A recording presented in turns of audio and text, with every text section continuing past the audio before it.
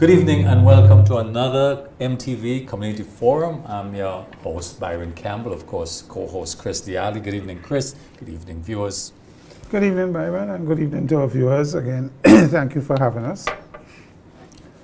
Another Wednesday, Chris. Look, I've seen the Bushin program started, Chris, on the West Coast, certainly. This is a good thing, it's a positive thing.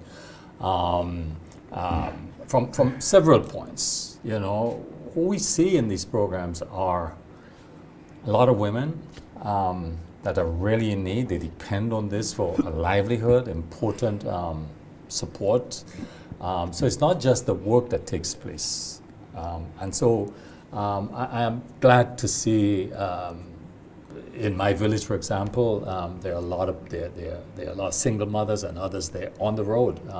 They need this money. So I'm happy to see the Bushin program back. And this come in very handy also, not just for Carnival, but for school reopening in September. Well, not only that, I mean, this is the start of the hurricane season. Yeah. The area needs to be cleared, the drains need to be cleaned. Mm-hmm. So from a excessive rainfall issue, it is an important activity happening now. The Bushin has always been politicized, for want of a better word. Yeah. And, you know, people will quarrel about, is their time now, and one party will have their people in majority versus the other side, and I suspect similar things carry on or go on now with the Bushin. But to me, the idea of it, and I agree with you, is an excellent program to put some money in the people's pocket for Carnival, for school and school clothes and so on, if they manage it well. But the quality of the work and the amount of work that they do for the time is also important. And for the government, this is no longer when before the minimum wage or the livable wage, each person had to begin at least $1,500 for the time, either for the month or for the fortnight. So $750 per fortnight. Yeah. So it's a significant increase for them. So it's not a situation where the supervisors know, for me, with that increase and the cost to government, they need to get better bang for the buck. In other words, if you're given a certain area to clean and so on, it must be done in the time that is, and the quality must also be, you know, up So to supervision standard. is Yes. also important there. So from that point of view, I think it's welcome, but you know, they need to pay attention to that. Chris, the FROC report is out.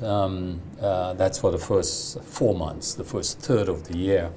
What's notable there, Chris, is what is reporting is that lower than targeted revenue during the first 4 months of 2025. It was less than what the targeted intake was. But at the same time, was interested, the IMA notably surpassed its target, I understand, by over $7 million.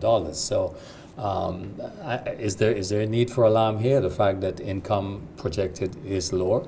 Well, there is always, because once your revenue intake is less than the budget, what happens is that some programs get less money and less attention as was budgeted.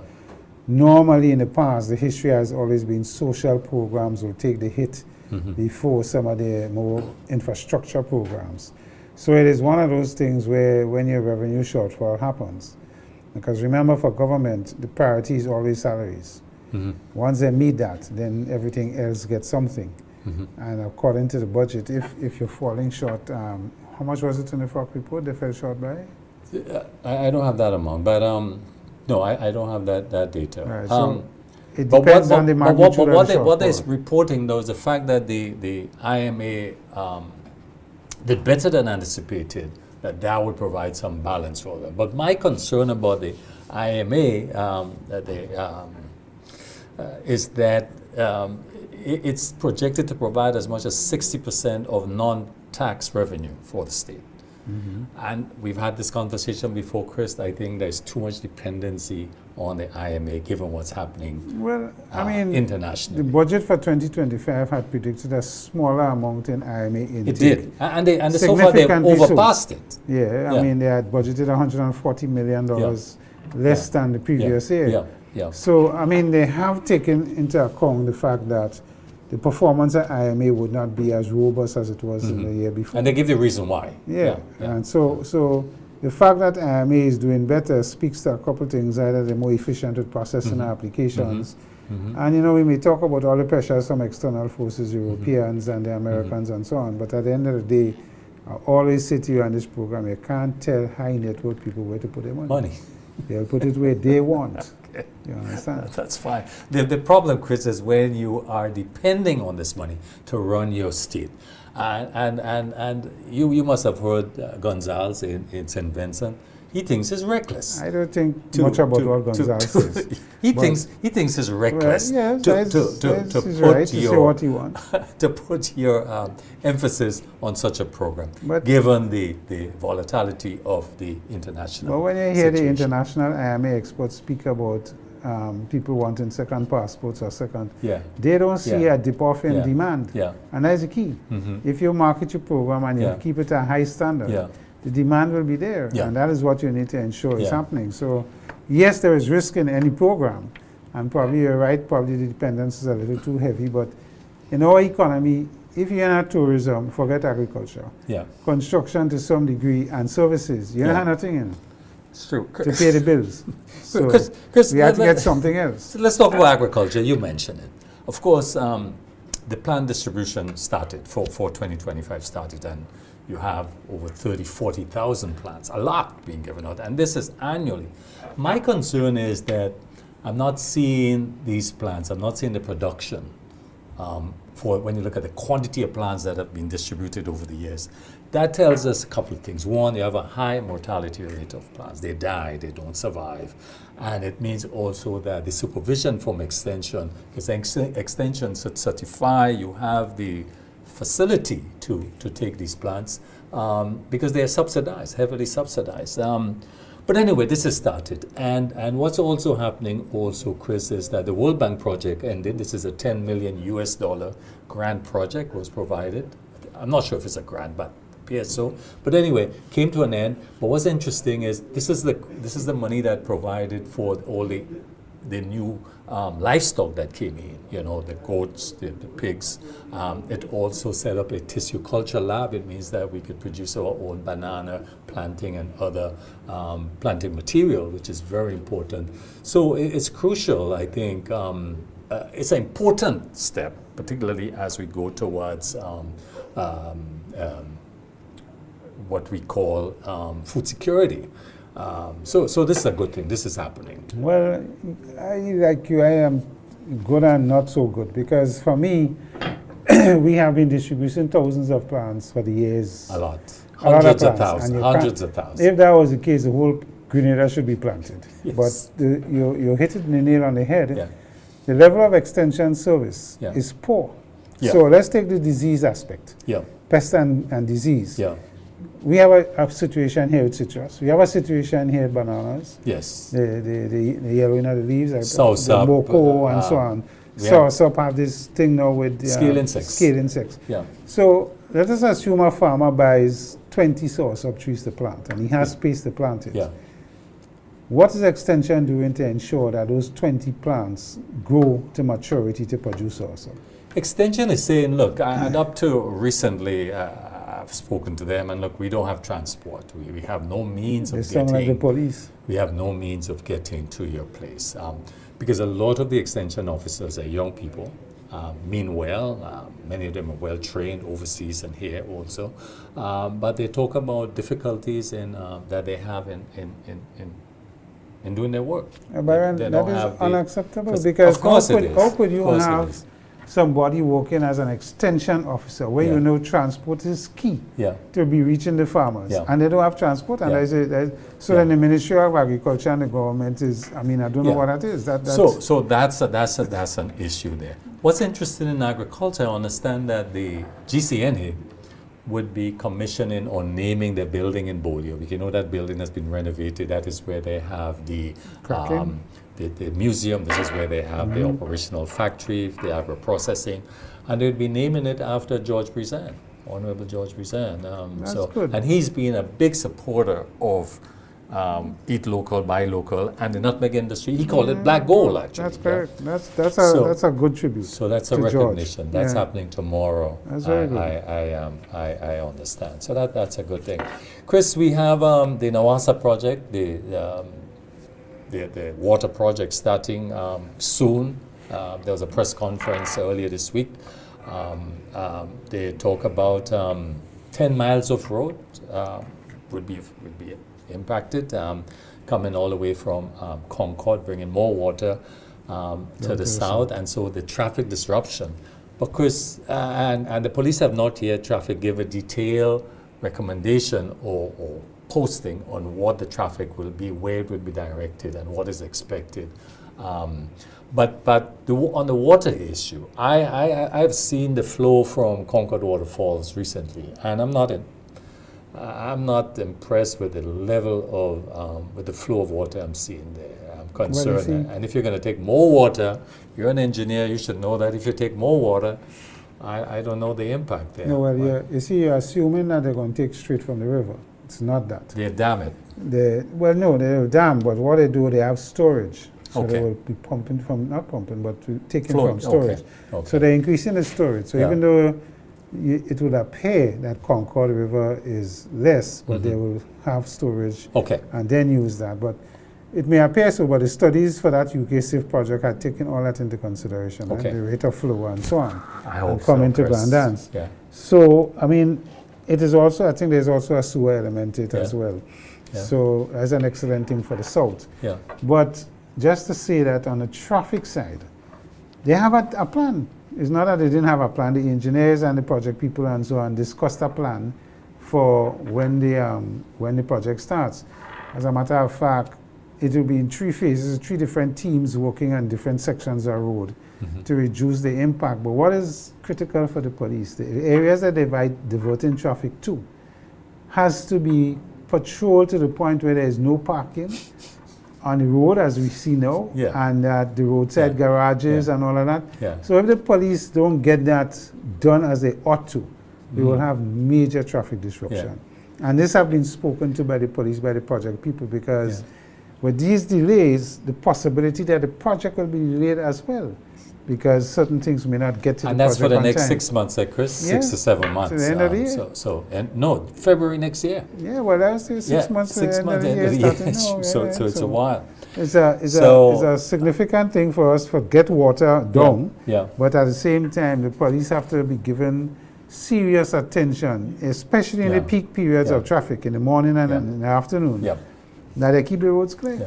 Chris, media practitioners, and there's a new executive, congratulate them, and there was Media Week, number of activities, I think they went to CAC. But one of the things I heard is that media workers, through the association, where they will be contacting certain businesses to, like supermarkets, whatever, to get discounts, I mean, this is good because cost of living is rising, and so one understands that. But as the Fortet state, because of its independence and so on, I wonder, how do you feel about that? Are they compromising? Do you see a problem there No, well, with accepting yes. gifts? It's a discount. Well, let's if you had put to do an independent report on a business you're investigating, where you're getting a discount from them, are you going to do your job just the same? That's the question. It can have an impact based on what you're saying there. But I believe this is a standard thing for a lot of associations. Yeah. The credit unions do this significantly with their members. They Okay. have discount cards, Right. and you could shop in different things. However, with the Fort Estate, they have an investigative part of their job, their work, job, yeah. and that can come into question depending on what the issue is and where, and if they have discounts arrangement in that. It boils down to the integrity of the person and of course the journalist that's Yeah. doing the work. Yeah. So, I mean, most businesses will tell you, you have a matter being investigated. Be careful what you say and how you say it and how hard you hit us. Yeah. And that is where you may get some discretionary Right. thing that right, could right, affect it. But right, yeah. I see no problem in media workers getting access to discounts. Discounts. Yeah. But there have to be a balance in terms of the level of professionalism Right. That's and how they important. conduct their stories. Chris, the South continue to get a lot of attention. When I say the South, I mean St. George South, the constituency. What we saw on the weekend was a big consultation meeting with the MP for the area, looking at building the South, But to me, it appears, Chris, I could be wrong, maybe it's just a perception, that the South somehow has more resources than all the constituencies, all the other constituencies combined. Because that's mostly what I see, mostly what I hear, what's happening in the South. Do you believe that there's a greater flow of resources in terms of development resources are in fact directed to the South? Notwithstanding it's a tourism belt and all of that, but what do you see, Chris? Well, we can argue that the South and St. David's have gotten an unusual amount of infrastructural support Yeah, compared to the other constituencies, if you were to compare constituency by constituency. yeah, So that is an apparent thing. Yeah, a lot of roads being built in the South, a lot of drainage being done, a lot of solar lights being erected in different places where they have people living and so on. That's all good, nothing wrong with that. The issue becomes, for the party and for the government, how large is the disproportion of the funds Yeah. coming for infrastructural development and other works?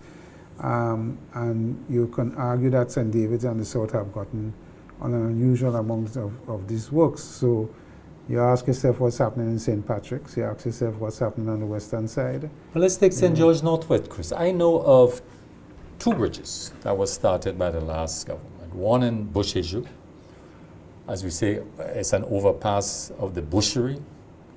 All that needed to be completed at the time of the election was to complete one end of it, the land on the other side. It's not done yet. The other one is in Dragon Bay, another bridge. All of it is completed, one end is not completed. This is and this is a wider project in Dragon Bay. We have an interpretation center, toilets and other facilities. Even a jetty was planned to put in to service the sculpture park. And from 2022, nothing has happened. And this is, so we need to call these out. these are the things that people will call out, yeah. and the government has to manage that appropriately. And Yeah. there's a lot of things going on. You could say a lot of things is going on, but where is the activity happening? Yeah. As you pointed So, out. Chris, that's all the time we have for this segment. Anything else to raise here, Chris? Mental health. Yeah. Chris, we've had 2 suicides by hanging, it appears, in the past week. One I know is a young person, one in their 30s, one in their 20s. These issues, but 2 so rapidly, and men. What is happening? Well, I think the government recently in Parliament announced upgrade to mental health and given it a better focus, which is welcome. We have a lot of people in this country that suffer from depression, and we don't know how to recognize it. And even though we recognize it, how do they get treatment because depression is a disease, and it has to be treated accordingly. So when you hear about these hangings, and it seems to be more prevalent among male than female, you have to ask the question, what kind of issues are bringing that to the point where a person believes that's the only way out to take their life? And that is something that we need to carefully watch at. I mean, suicides in any country is a reflection that there is serious mental health issues from a depression standpoint and other standpoints. So it's something that needs to be paid attention. I'm happy the government is looking at physical upgrade to the mental hospital, plus they're looking to more awareness building. And build, I think it's Carlton House, have something done. Because we need. And then after that, you need to say, do we have the human resources to deal with the level of patients that may come in with issues? And how are we going to address that? Because that's the other side of the equation that needs assistance. So it is a serious issue, and remember, violence and the type of violence, whether it's sexual abuse or other abuse, may have an indirect approach and attachment to mental health issues. So this is something that the society as a whole need to pay attention to. Great. Chris, the final thing, I heard the Prime Minister talking about the cannabis industry, and he's indicated that legislation is likely to be tabled as early as next month in the Parliament, dealing with, I think, decriminalization, allowing households to have certain amount of plants, and a number of issues. So I think finally something is happening. We wait to see exactly whether they would circulate this draft legislation for public feedback or scrutiny. I don't know, but we wait, see what happens there. We have been waiting. So the wait probably is not too long again. Let's see what comes out. What comes out. I mean, to me, the legislation needs to do decriminalization first and foremost. Yeah. And that needs to be dealt with immediately. And then after that, we see where the industry can go. Or how we can invest in this in a particular way, because we're way behind. And the other countries have taken the lead and gone ahead. But the good thing of being last is that you learn from the mistakes. Mistakes, exactly. Viewers, we'll be back, and we have an interesting guest this evening. We have Cassandra Mitchell. She's, of course, a social activist.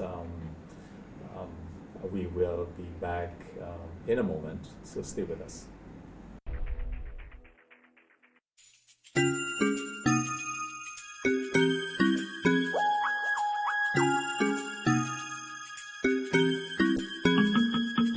Fit for Life and Allied Laboratories, providing quality care and expertise. Fit for Life and Allied Laboratories, see our in-house doctors and our pharmacies. Get expert care and quality tests. When it comes to your health, you deserve the best. Fit for Life and Allied Laboratories, we're taking care of Grenada.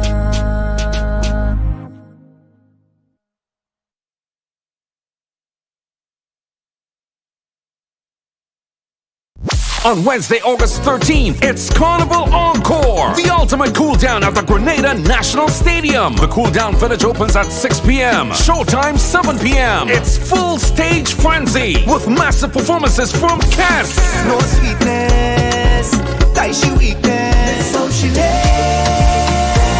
Voice. But now I'm drunk in the people place, jamming. And many more. Tier 1 Chill Zone tickets are just $125. Upgrade to the White Oasis Premium Village for $350. Or take it all the way with access to the exclusive Carnival Cabana Club. Email sunshinepromoeventsgd@gmail.com for more info. Carnival Encore. I don't know about you, but I come here to fetch, come to play, man. The vibes don't end until we say so. Wednesday, August 13th, National Stadium. Get your tickets now from GoToFed.com. Brought to you by Sunshine Promotions.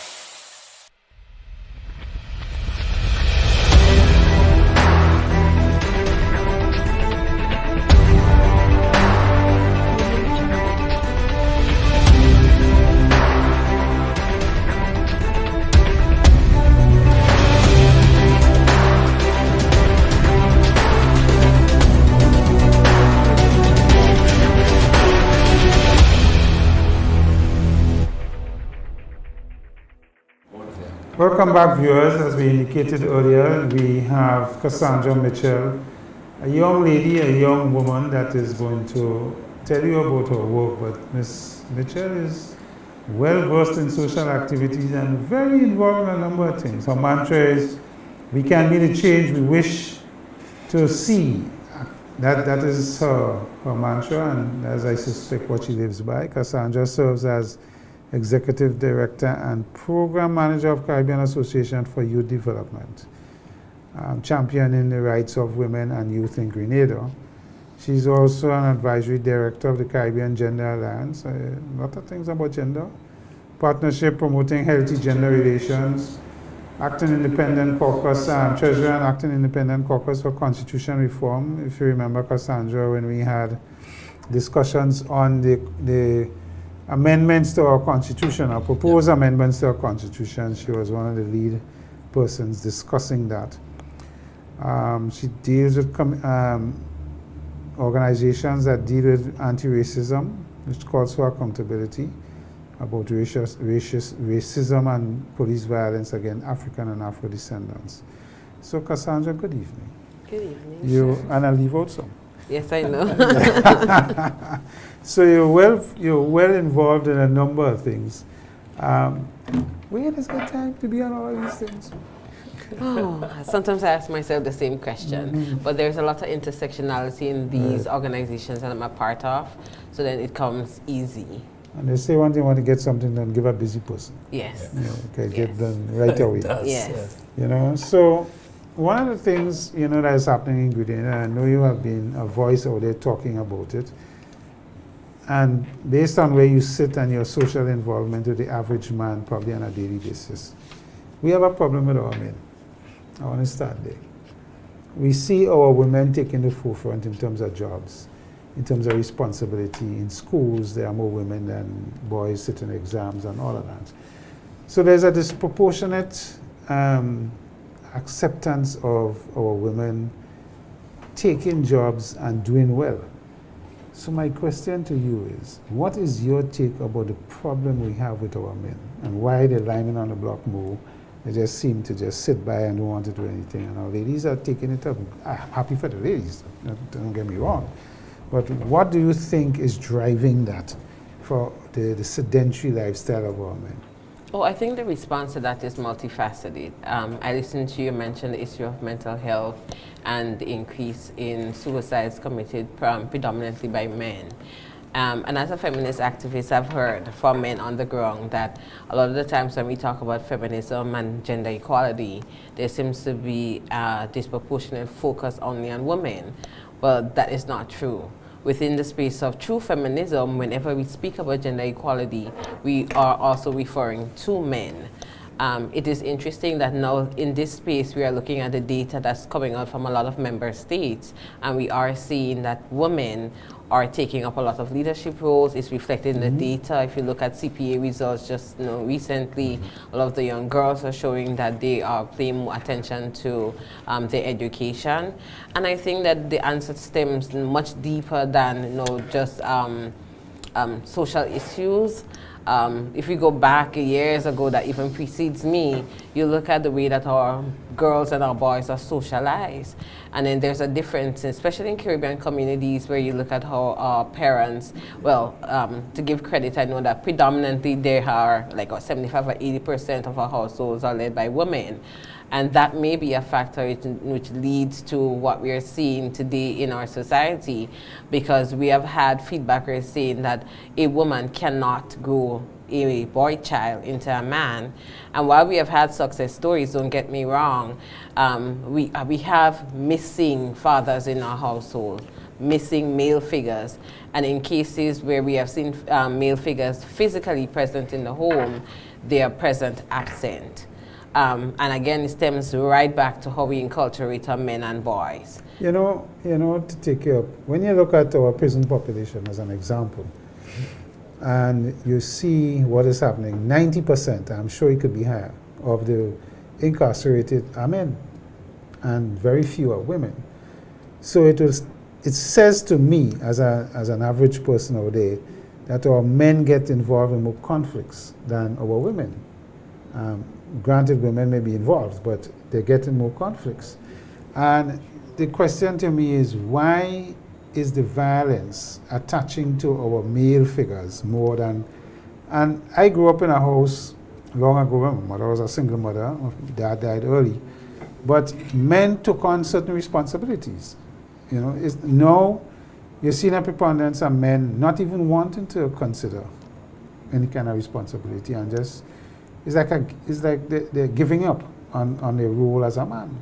And I hear you, but when you look at that, you have to ask ourselves, because a woman taking the lead and moving as the feminist movement have been doing, you can't leave the men behind. I know, and I agree. You can't. And I agree. I think even when you look at the data, we need to do a lot more in terms of providing safe spaces for our men and boys. So while these spaces exist for women and girls to vent and express themselves and show emotions and get support, the reality is that those spaces do not exist for our men and boys. And they have to, many of them, especially if you look within the spaces where our boys tend to socialize, they look for a space to fit in. And unfortunately for us, many times that space that they gravitate to is not one that exudes positivity. And here we are, and as you say, it's reflected in what we're seeing, the suicides, the recidivism, the data in terms of our prison population. So what do we do about it? I just hope that it's not just an expectation that is the role of feminist movements to change the mantra, but I think it has to be a multifaceted approach where we look at cultural norms, how women deal with boys, how we train up our boys, even the education system. What are we teaching our boys and girls within the education system? And of course, policymakers, how do we address this epidemic? That's what it is. How do we address it so that it does not reflect negatively on our societies? I am one that have said and continue to articulate that we the men have to make more changes than the women. Why? Because I believe our women have become so independent. It is a reversal of roles. And some of us as men have not understood that impact and how it can change how you operate on a daily basis as a man. So our women are out there working very independent and could do a lot of things now on their own, career women as well. How do the man see himself fitting into that relationship or that space, as you call it, that requires him to make the change to accept this woman now that is a more independent person? And I say respectfully to my other female colleagues out there who are, as you say, successful and career women, that we have to be mindful of the things that we say when we engage our men. I have seen cases, and these are lived experiences, where an empowered woman tend to talk down to the man, and what they don't realize that that talking down to emasculates him. How do we build our men up in a feminist space where we talk a lot about gender equality and building women? How do we work hand in hand to ensure that we are not leaving our men and boys behind? And we have to be careful what we are saying when we become empowered, that in the process we do not emasculate our men and boys. Let me change the conversation a little because we could still spend the whole night on that. The elections office have come up in recent time, and I know you're a proponent of, constitution reform and democracy and so on. Has come under a lot of fire because of a lot of, I have to say, alleged things that I think is happening there with the change of systems and so on and so forth. From where you sit, do you see and do you understand that we may have a challenge because the way the political parties heating up their actions, you may think elections is tomorrow, but I mean, we have 2 years to go constitutionally. So what is your take? Well, let me just add something to that question, Chris, sure. Because Cassandra was part of a meeting with the supervisor of elections, who later accused the participants of aggressive and confrontational. But what really transpired? So yes, tell us about that. But and the bigger issue is, what is the state of civil society engagement with electoral reform? Just to add to Chris' point here. Well, I want to, if my colleagues agree, to publicly congratulate Mr. Arthur Peer on his appointment as supervisor of elections. But I also want to point out that one of the first actions that he took when he was appointed was to suspend ongoing consultations with the wider public. Elvis Maureen, former supervisor, was engaging with the public in regards to conversations around the procurement of a new voter registration system. And when Mr. Peer took office, he suspended it with no notification, no justification, no further explanation to those involved. Months into his appointment, we verbally engaged him and asked for a meeting with a wider grouping of civil society to address some concerns that were left unaddressed by Mr. Maureen. That didn't pan out. Eventually, we sent an official correspondence asking for a meeting, which happened.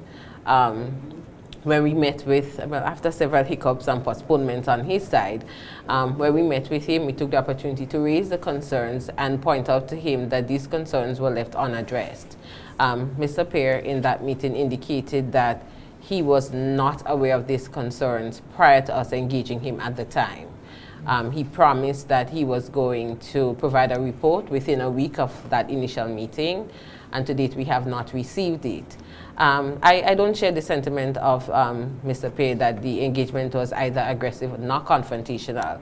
It was fruitful. There were times they were raising a voice, but I think it was done in a respectful manner. And I do recall Mr. Pei thanking us for raising those issues and even enlightening him. According to him, there were certain things that he was not aware of and that we were able to bring some clarity on.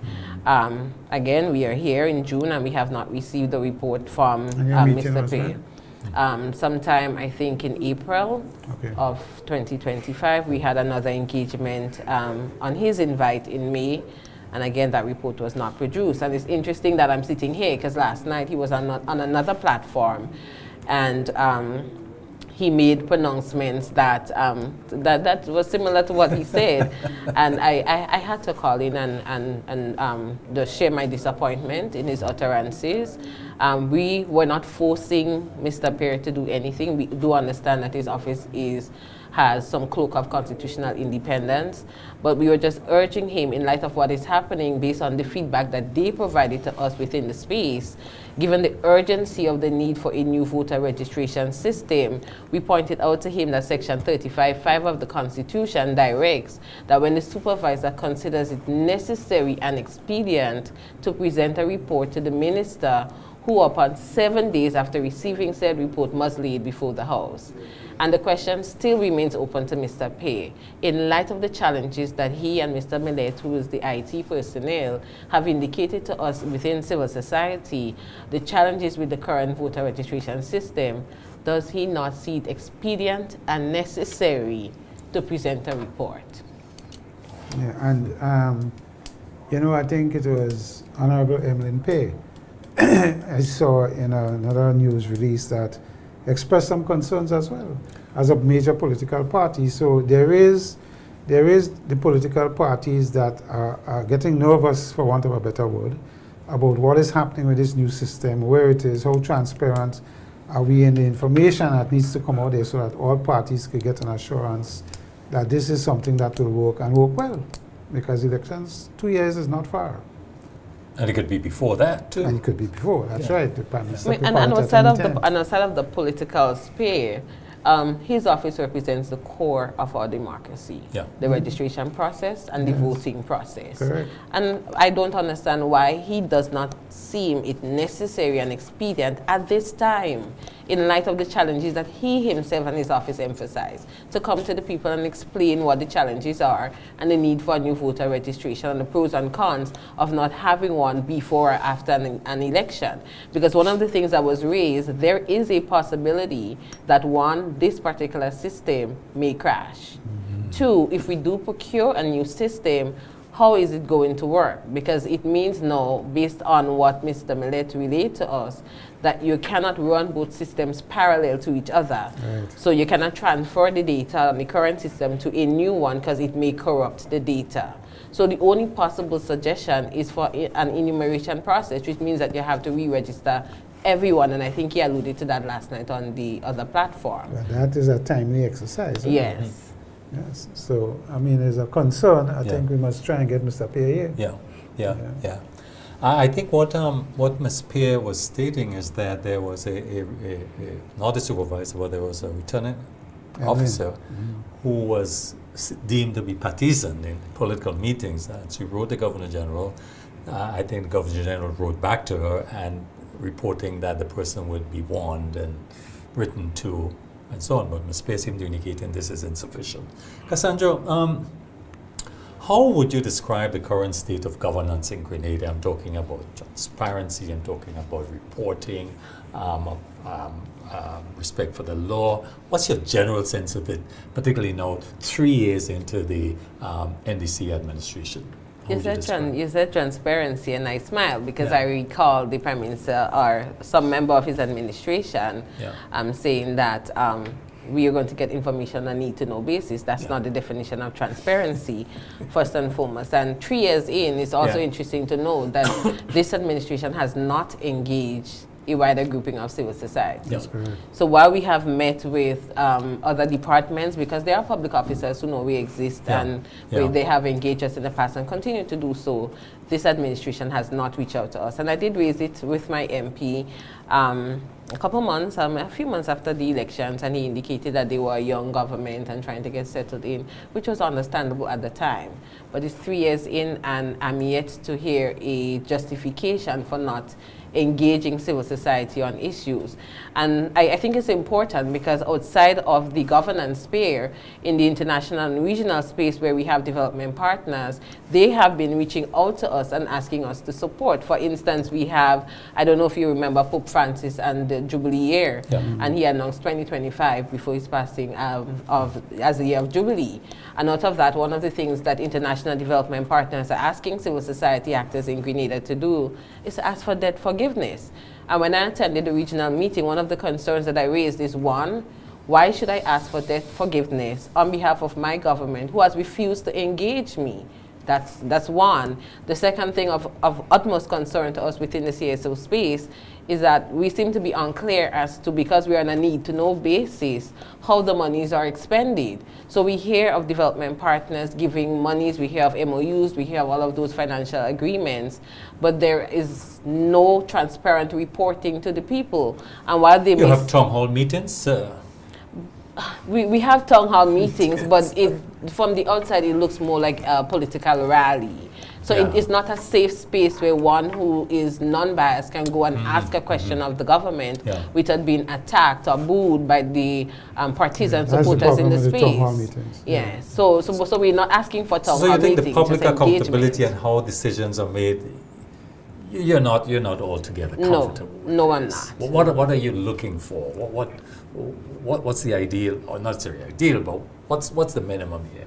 Well, genuine engagement with stakeholders, where information is provided, and social partners. We have not seen that, where information is provided when asked. I have seen the leader of His Majesty's opposition make requests for certain information within the People's Parliament, and it's still yet to be tabled before the Parliament. In regards to the how certain monies were expended, we are waiting, we the people. And I think one of the things that they're failing to understand, while I understand that political organizations exist within the sphere in Grenada, when you sit within the walls of Parliament, you are representing the constituents and the people who elect you. So when a member of His Majesty's opposition make a request, I think it's important that we take out the partisan aspect of it and see that it is not just them asking, but asking on behalf of the people of Grenada. Yes. When you're in Parliament, you have to accede by the request for information. That is part of the job. That is part of the work. As you say, it's to give information to constituents to understand what is going on within the constituency and outside of the constituency as well. And I mean, I am baffled that this government have not re-engaged the social partnership group that we had prior. And NNP did a lot of work on that. And eventually, the Prime Minister used to chair the group, as you well know. And when certain things will come out, we sometimes agree to disagree from different aspects of social groupings and so on. But at least you had information that's put out there and everybody understood, or in some case did not understand what is happening, and you're free to vent.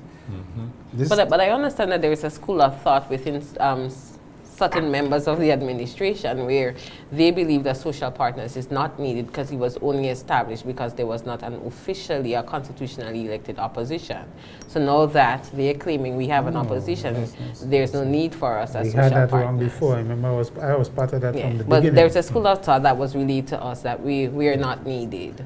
Yeah, but that is anyway. This Andy Williams controversy.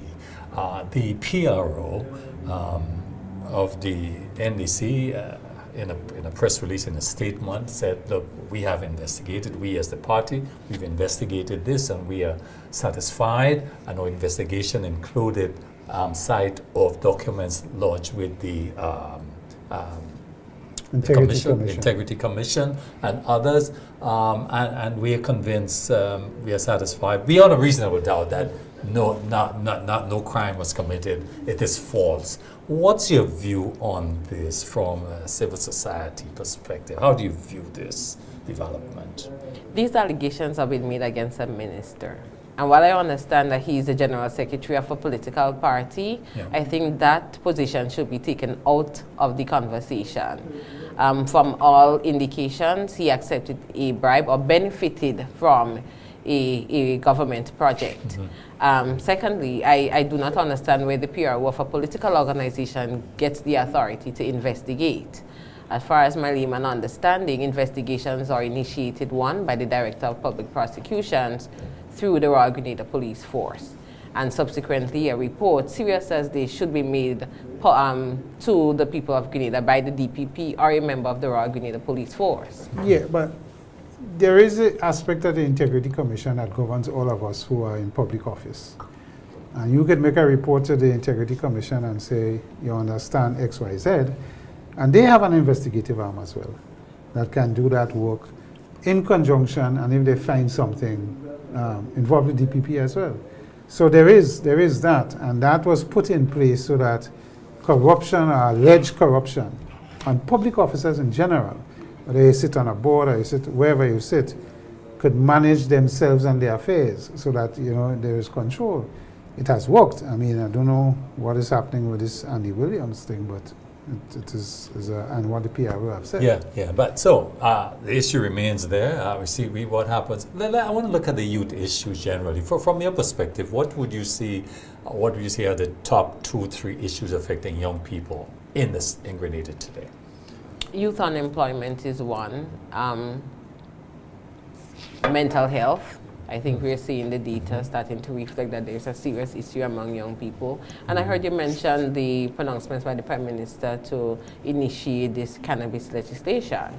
But of concern to us within a CSO space is, do we have the capability to deal with the psychedelic effects of cannabis that research has shown may happen among young people? And once you're less than 18 years and the developmental part of the brain, Yes. it's not at that level. Yes. Yeah. Yes. Yeah. So that's one of the things, and of course, leadership. I think we need to get away from mentioning young people only as an opportunity as tokenism. So we talk about youth development and empowering young people, gender equality as an opportunity to get funding, because it's the buzzwords among donor partners. But a lot of young people feel it's just mere tokenism, because how is it truly reflected when you look at the governance space? And yes, I hear the argument that we have a primarily young administration, but when you look in key roles within our administration, are young people really playing policy making roles and really contributing to the development of our country? But there's a side question to that, sorry. How did you see the Imani program that came in, birthed in NNP days and continued on the NDC? And how do you see that affecting what Byron is asking, the employment aspect of our young people, male, female? I think, like many of the policymakers admitted, there were challenges with the Imani program, but I think it was a good program that offered young people an opportunity to get skills training and training on the job, workforce training, because when you apply for any job position, they ask for experience. So I think it was a good concept that this administration could have relooked and make amendments to in the interest of young people. And again, taking into consideration the socioeconomic factors where a lot of private sector individuals may not even have the capability to take all of them in. And I heard, I think, former Minister of Youth, MP Redhead, made mention that he felt that the program was being exploited by private sector individuals, and I don't know what he knows. But if that may have been the case, you should could have simply put mechanisms or accountability mechanisms in place to ensure that that doesn't happen in the future, but to ensure that the young people gain the experience. Like I mentioned to my MP, I from where I'm sitting, I see that there is a lack of youth programs, new youth programs to empower and encourage young people. I offered my assistance. I'm still waiting for a phone call. Was it accepted, or are you still waiting? I'm still waiting. Okay. Yes, but there is within the governance space, there seems to be a lack of comprehensive youth programs to address the myriad of issues that we see affecting youth in Grenada. Yes, and I really feel that young people are feeling despondent. I think initially when this administration was elected, there was this hype, that we have a young Prime Minister and young ministers, and 3 years in, I think a lot of young people have lost hope and faith that there's really any opportunities for them. And again, the young people in governance, that perception is not being trickled down there. So we But claim we to have saw, a we young saw, I mean, one of the things administration. the administration prided itself on when it came into office is that we are young. Therefore, we are going to not just reflect it, we're going to focus. We're going to give a young perspective, but we're also going to engage more youths. Has this happened? Is this happening? No, not from the feedback on the Yeah. ground. Young people Yeah. do not feel actively engaged by the Yeah. administration. Yeah. And again, it's more like tokenism, where we talk about youth empowerment and young people. And while we have primarily young ministers and MPs, we are not seeing it trickling down. And I've looked, for example, at some of the composition of the board. And you Yeah. ask, young people were asked to contribute to send in their CVs. But they say they're going to have at least one youth on every board. Is that a reality? Is this No, policy? it's not reflected. It's not reflective. Well, one of the things you have spoken about, Cassandra, is sustainable development goals, and one which deals with zero poverty or reduction of poverty, and the other one is zero hunger. But to what extent, I mean, you've raised a point, to what extent the role of sustainable trade practices could achieve these goals? How is it linked in your view in terms of how we trade, and how is this impacting on those two particular goals? I think as someone in the private sector, fair trade practices encourages, you have creation of jobs and therefore livelihoods, and you have, I focus also on SDG 5, which is gender equality. Right, So okay. it offers a space for women entrepreneurs to Yeah. gain experience Yeah. and access to wider markets. So then of course, once women are gaining income, especially within the context of Grenada, Yeah. where you have almost 75% of our households headed by women. Is it that high? It's it- climbing, because it- the last numbers I heard was in the late 40s. But No, last I it's heard gone, was 75. it's gone yes, higher, primarily, significantly higher. yes. But as an entrepreneur yourself, what is that experience like? It's very difficult as a As a woman to woman, maneuver yeah. in the private sector space, predominantly saturated with men. I've had some very interesting experiences, and of course, I think access to education and information and training Yeah. is vital Yeah. for women coming Yeah. into the entrepreneurial space, especially when one is looking into the export market. How much do you know about the trade agreements and the ILO and best practices? And I've heard our administration talk about it, but it's not reflected, because I know that we are nearing the deadline for the SDGs deadline. And within the context of Grenada, I think we are only on track to achieving one of those SDGs, One. which is very alarming. Which one? SDG 4. 4. Yes. Okay. You have written and spoke about government accountability, and one of the areas, for example, had to do with our celebration of the 50th anniversary, where a large amount of monies, many millions of dollars, was spent. I mean, you're looking at hundreds of thousands of dollars in accommodation, hundreds of thousands, million plus in drones, lights. What was a takeaway from this?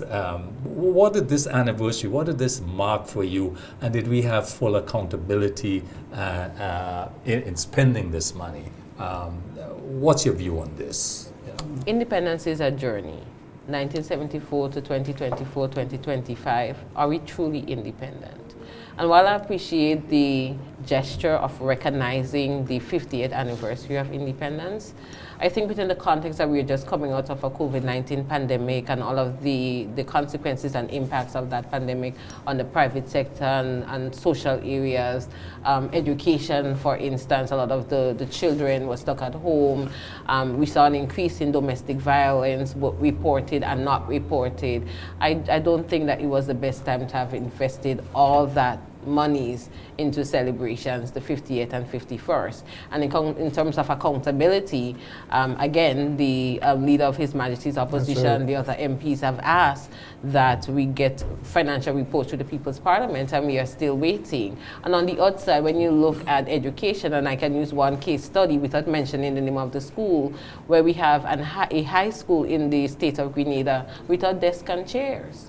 And I remember sending a message to one of the key figures in the celebrations, and I'm saying, I don't think this is wise at the moment, where you have secondary schools where students are sitting in corners and the teachers have to take them underneath the tree to have a class, and you're investing millions in drone lights and hosting dignitaries, where right here our students are suffering. And then we have an increase in teenage pregnancy, domestic violence. We only have one home in Grenada where that's a shelter for girls and women who Are these numbers going up? Yes, yes it is. And it is also seen on the reported side as well as the unreported side. And on unreported from a civil society perspective, where we tend to be the first point of contact for victims of domestic violence and perpetrators.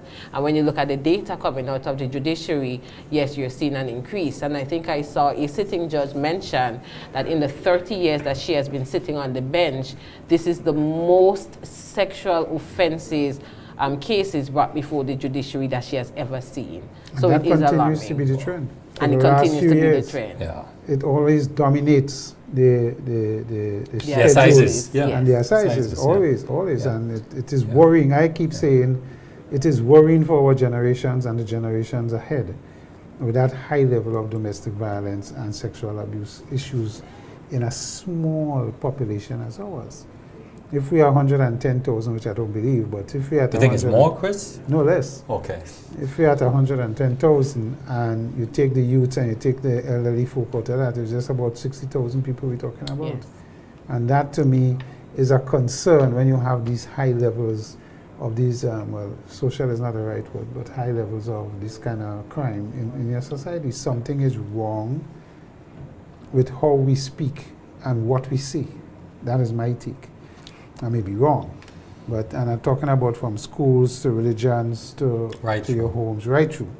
What we say, I mean, for me, I may be controversial, but if I have a friend that is engaged in domestic violence, I don't want to have nothing to do with No, it's him. I not don't your want to friend. have a drink. I don't Yeah, want to, yeah. You have to align. Yeah. Yes. Yeah. And I think enough of us, unacceptable. enough of us in the society has not joined the line. Yes. Yeah. We accept it. People come and they boast about it, they beat up this person and whatever, and we accept that. We sit down and just say, boy, macho. Yeah. Sorry, I have problems with that, and I think the society as a whole needs to adjust it from that point of view. And that's why, if I may go back to the issue of Yes. MP Williams in Yeah. regards to the allegations, that's why Yeah. it must not ever be seen by the layman, the ordinary person, that somehow as a minister or as someone of prominence, that you are somehow given immunity or impunity is applied when it comes to allegations made against you. Because these are very serious allegations. And one of the things that I pointed out, when the ordinary man, woman, boy, girl sees these things happening within the governance space, it trickles down and it makes, and I know of cases, it may not have come public, where individuals were detained by the police for similar crimes that allegations made against MP Williams. So it must never be seen that the law only applies to one group of people and not another. It's across the Yeah. board. It should be applied Undermines equally. the law in Grenada when these things happen, because they will say, you'll hear the ordinary man saying, listen, for these guys up there, there's one set of law, and for us, there's a different set of laws. And when you look at what is happening in society with where we are in terms of unlawfulness, we don't obey traffic rules, we don't litter with impunity and so on, and we becoming more and more unlawful.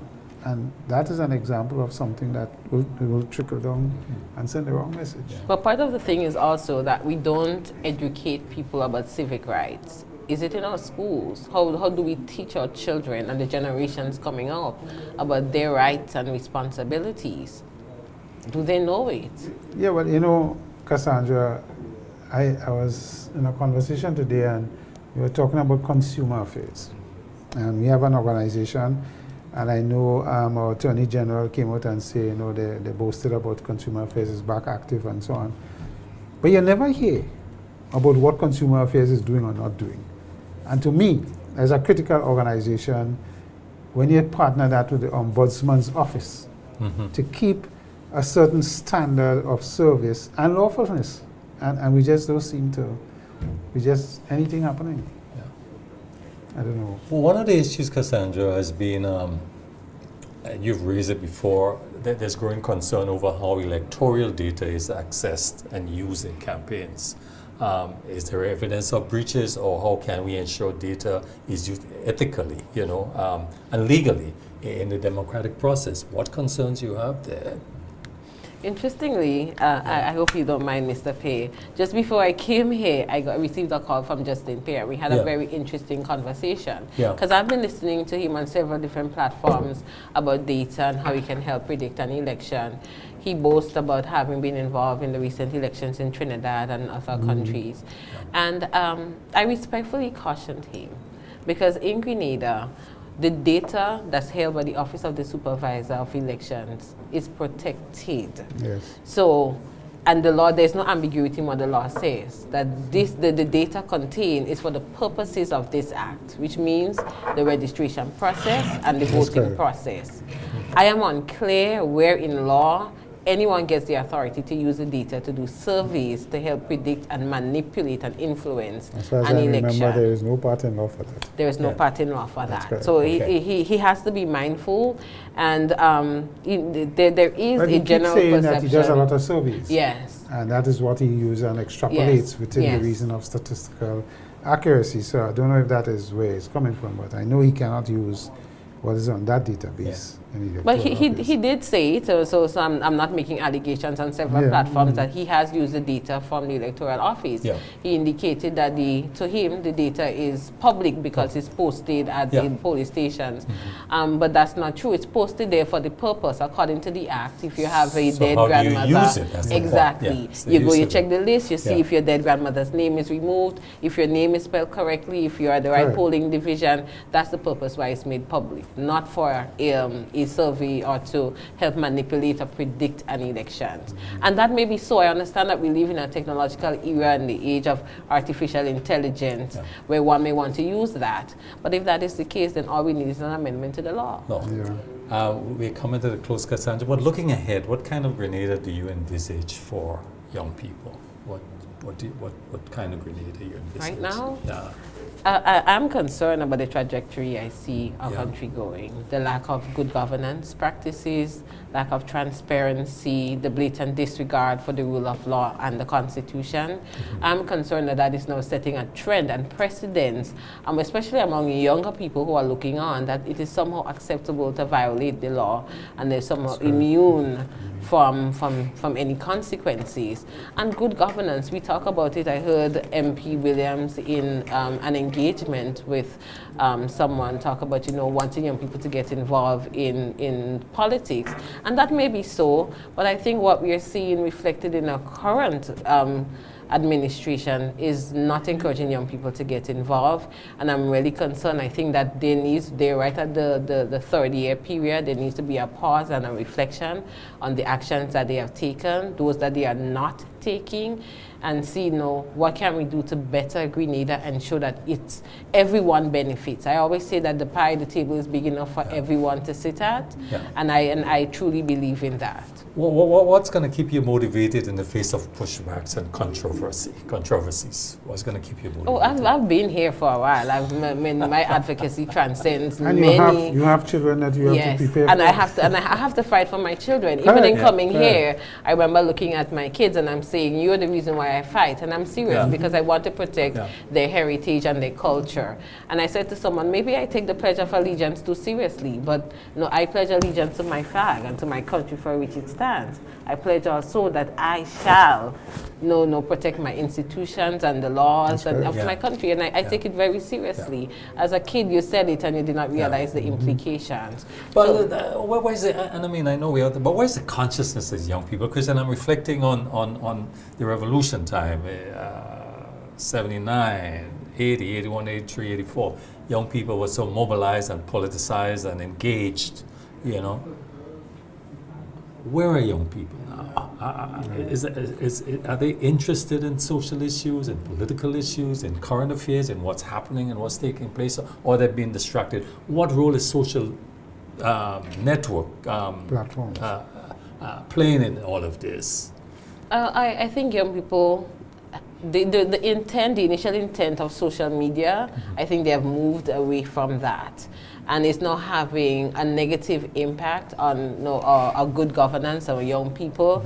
Now, I work with young people, and the things you see they're doing on the TikToks and the Instagram and the Snapchats really have you really concerned. And I know even within the education sector, when you meet with principals and teachers, they're very concerned about the use of social media platforms by our young people. There's no filter. So, yeah, there's absolutely no filter, and it's a very dangerous space. You think, some countries, Australia I know, and one or two European countries are putting regulations banning use of social media platforms for, I think, up to 16.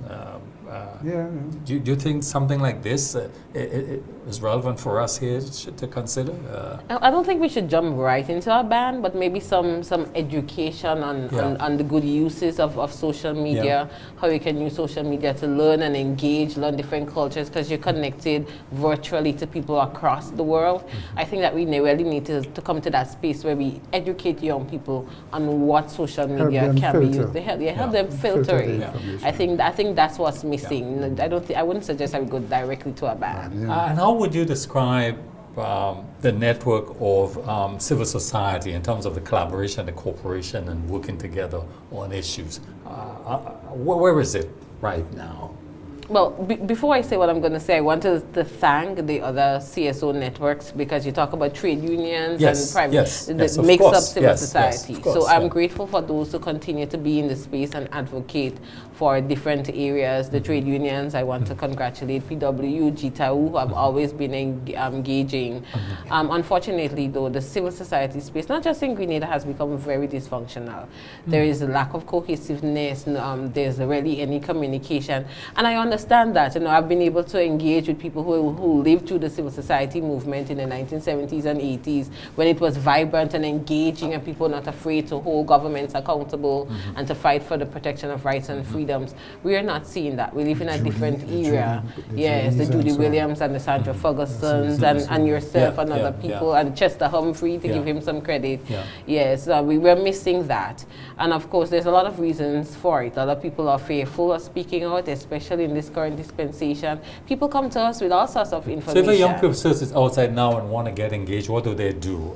Well, they can reach out to us. It's an opportunity to gain experience, to learn civics, and to learn about your constitution, rights, and several other things, because you get the opportunity to engage in the climate change space, with gender equality. So there's a range of opportunities within civil society. What I have been advocating is that in 2025, we can no longer be free, and that's the sad reality. We must take into consideration young people's lived realities and be able to compensate them, at least to a certain point, so that they can meet their needs. Because a lot of young people who are coming into civil society and other groupings are looking for a space to fit in. So we have to ensure that that space is safe. I mean, I'm still waiting on my producer to tell me, Byron, cut off. You describe yourself as a voice and not an echo. Unpack this for us. What does it mean as a youth activist? Oh, definitely. I am an independent thinker. I hear a lot of things, and those who know me know that if I am unsure, unclear, I call around, I get information, clarity. I refuse to echo what I hear. I refuse to be sitting in anyone's echo chamber. I want to be the voice. We are living in a society, in an era where many voices are voiceless. Thank you very much. That's all the time we have. Cassandra, pleasure having you. Thank you. Chris, Yes. Chris, you close off, please. No. Well, Cassandra, I mean, it's insightful, some of the things that you come as a social activist, because you're on the ground and you interact with young people, you interact with not so young as well. So I think you're getting it from all sides, and I hope the government is listening, because the lack of a social partnership arrangement to hear from different groupings, to keep them in touch is what's happening, I think is a critical piece that I'm missing. I share that view with you, and I believe, keep on doing the work. We need more of you. I mean, I know where we go get more, but we need more of you. Viewers, that's all the time we have. As we see you next week, same time, same place. Good evening. Bye-bye.